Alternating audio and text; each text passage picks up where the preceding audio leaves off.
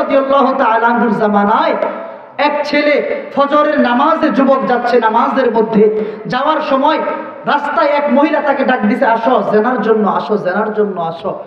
এরপরে তখন ছেলেটা যাওয়ার জন্য প্রস্তুত, মহিলার কাছে যখন যাবে তখন কোরআনের আয়াত শুনছে, ফাআম্মা মান খাফা মাকামা রাব্বিহি জান্নাতান, যে আল্লাহকে ভয় করবে, আল্লাহকে যে ভয় পাবে, আল্লাহ তাআলা তাকে দুইটা জান্নাত দান করবে। বলেন সুবহানাল্লাহ।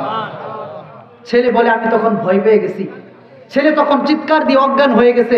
বাবার কাছে খবর পেয়েছে, বলছে যে তোমার ছেলে তো অজ্ঞান হয়ে গেছে, নিয়ে আসো। ঘরে যখন বাবাই ধরে নিয়ে আসছে, যখন হুঁশ আসছে তখন বলতেছে, ওরে সন্তান, তোর জ্ঞান কেন বেহুশ হয়ে গিয়েছিল, তোর কি হয়েছিল, এরকম করলি কেন? বলতেছে, আব্বা জান, আমি যখন নামাজে যাচ্ছিলাম তখন এক আওয়াজ আসলো, এক মহিলা আমাকে জেনার দিকে, গুনাহের দিকে, ব্যভিচারের দিকে ডাকতেছিল।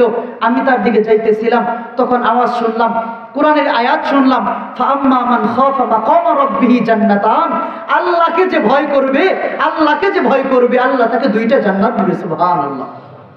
বলতেছে, আব্বা এই কথা কি সত্য? আল্লাহ সত্যিই তাকে দুই জান্নাত দিবে?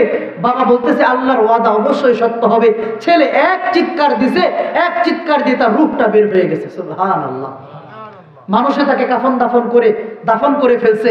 খলিফা ওমর রাদিয়াল্লাহু তাআলা আনহুর কাছে যখন ঘটনা শোনাইছে, ওমর রাদিয়াল্লাহু তাআলা আনহু তখন বলতেছে, আমাকে কেন খবর দিলা না?